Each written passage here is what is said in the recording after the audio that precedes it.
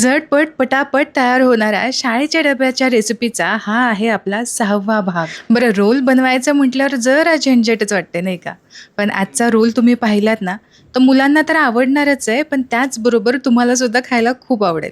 बनवायला तसा खूप जास्त सोपा आहे. कारण आपण फार काही कोणते वेगळे असे साहित्य यासाठी वापरलेले नाहीत.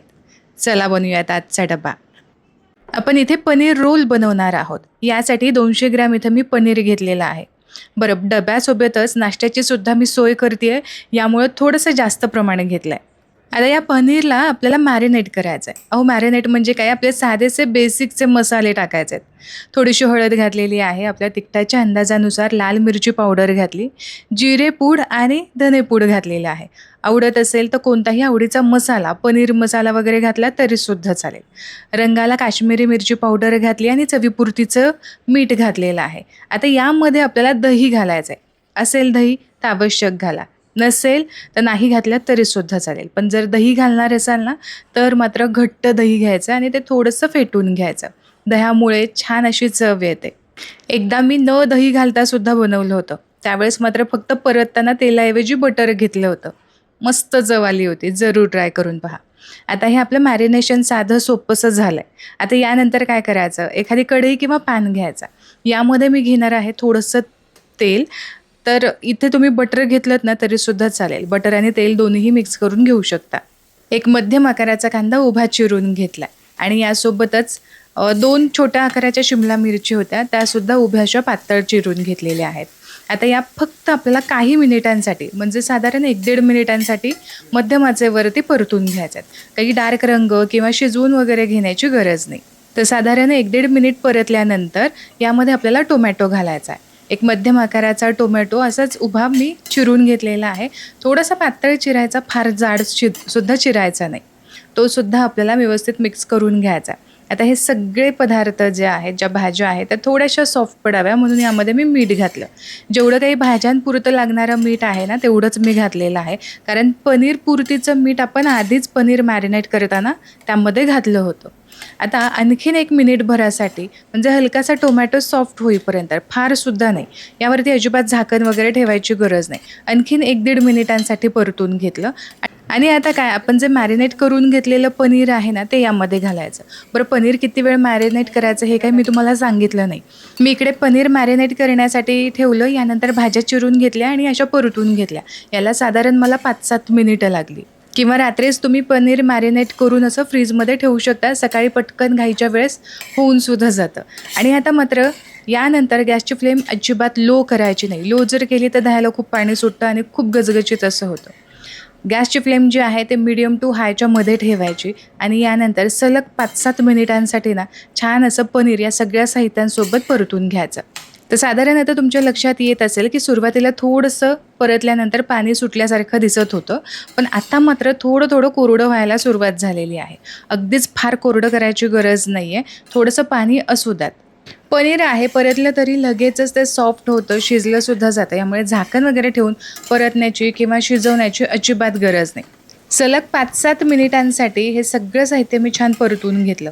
बरं, तुम्हाला इथे पनीर नसेल घ्यायचं ना, तर तुम्ही उकडलेला बटाटासुद्धा याच पद्धतीने केला ना, तरीसुद्धा तो खूप स्वादिष्ट लागतो. याच पद्धतीने बटाट्याचा रोल बनवा किंवा पनीरचा रोल बनवा. 5-7 मिनिटांसाठी परतून झालं. मिश्रण थोडंसं कोरडं वाटतंय. आता हे थंड करून घेऊ. यानंतर आता इथे मी जी कणिक आपण चपातीसाठी भिजवून घेतो तीच इथं मी घेतलेली आहे. एक उंडा घ्यायचा, तो आपल्याला चांगला लाटून घ्यायचा आहे. नेहमीची आपली साधी चपाती जी असते, घडीची नसली तरीसुद्धा चालेल, यामध्ये सुद्धा तुम्ही रोल बनवून देऊ शकता. आज थोडीशी वेगळी पद्धत करूयात. नाही केली तरीसुद्धा चालणार आहे. अशी छान मोठी चपाती लाटून घेतली. यावरती आपल्याला सगळ्या बाजूने एकसारखं असं तेल लावून घ्यायचं आहे. आपण जसं घडीच्या चपातीसाठी तेल लावून घेतो की नाही, अगदी त्याच पद्धतीने. फारसुद्धा तेल लावू नका. आणि यावरती आपल्याला पुन्हा थोडीशी पिठी घालायची. ही घातलेली पिठी चांगली एकसारखी पसरवून घ्यायची या पद्धतीने. आणि आता काय, याचा मस्त असा रोल करून घ्यायचा आहे. जसं मी तुम्हाला व्हिडिओमध्ये दाखवते अगदी त्याच पद्धतीने. म्हणजे आपला मस्त असा लच्छा पराठा इथे तयार होईल. चवीत तसा काही फरक पडत नाही, पण लच्छा पराठा म्हटलं की मुलांना जरा आवडतं, म्हणून मग हा थोडासा अठ्ठा असा आपणच करायचा. आणि ज्या लेयर्स याच्या आलेल्या आहेत त्या वरच्या बाजूला ठेवायच्या आणि अशा पद्धतीने गुंडाळी करून घ्यायची आहे. तुम्हाला जसं व्हिडिओत दिसतंय त्या पद्धतीने. मी सुरुवातीला चपातीला तेल लावून घेतलं, पण ह्याऐवजी तुम्ही बटर जरी मेल्ट केलेलं लावलं ना, तरीसुद्धा मस्त स्वाद येतो बरं का. आता एक गोळ्याला पिठी लावून घेतलेली आहे. छान पिठी लावल्यानंतर मध्यम आकारामध्येच आपल्याला हे लाटून घ्यायचं आहे. जशी आपली रेग्युलर चपाती आपण लाटून घेतो, पोळी लाटून घेतो, त्याच पद्धतीने लाटून घ्यायचं आहे.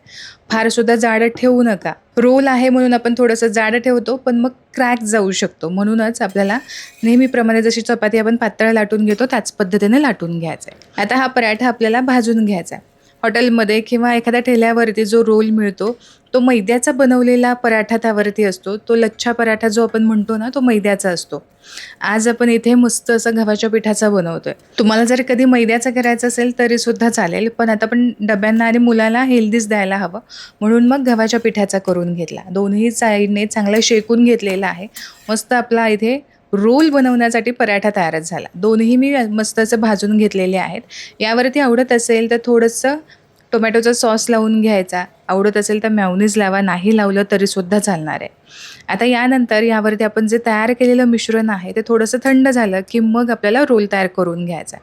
आता बघा, पूर्ण मिश्रण या पद्धतीने घालायचं, पण शेवटच्या बाजूला म्हणजे एका कडेला न घालता या पद्धतीने दुमडून घ्यायचं. कारण रोल बनवणं सोपं आहे, पण त्यामधलं स्टफिंग बाहेर येत असतं आणि म्हणूनच ही पद्धत तुम्ही फॉलो करा, म्हणजे अजिबात यामधलं मिश्रण स्टफिंग बाहेर येणार नाही. दुसऱ्या साईडने या पद्धतीने आतमध्ये स्टफिंगच्या आतमध्ये आपल्याला हा रोल प्रेस करून घ्यायचा आहे आणि यानंतर अशी मस्त अशी गुंडाळी करून घ्यायची आहे, म्हणजे जसं मस्त रोल आपल्याला पॅक करून घ्यायचा आहे. खालच्या साईडने अजिबात स्टफिंग बाहेर येत नाही. याला आपण सॉस लावला आहे, त्याच्यामुळे तो चपातीलासुद्धा चिकटून राहतो. बरं, तुमच्याकडे बटर पेपर असेल, रॅप पेपर असेल, त्याने तुम्ही रॅप करू शकता, पण आज मी सोपी पद्धत सांगते. डब्याला देणार आहोत आणि मुलांची खूप मस्ती चालू असते. हा रोल अजिबात ओपन होऊ नये म्हणून याला मी टूथपिक लावून घेतलं आणि डब्यासाठी मस्त असा आपला पनीर रोल इथे तयार झाला आहे. खरं सांगू, जर मॅरिनेशनची तयारी तुम्ही रात्री करून ठेवलीत ना, तसं मॅरिनेट करायलाही फार असं साहित्य लागतच नाही. नेहमीचेच बेसिक मसाले आहेत. पण जर तयारी तुम्ही आधीच रात्री करून ठेवली, भाज्या वगैरे चिरून ठेवल्या, तर मात्र सकाळी अगदी 10 ते 15 मिनिटामध्ये हा पनीर रोल तयारसुद्धा होतो आणि नाश्त्यालासुद्धा होतो. तयार केलेल्या स्टफिंगमध्ये जवळ आसपास 6 ते 7 मध्यम आकाराचे रोल इथे तयार झाले.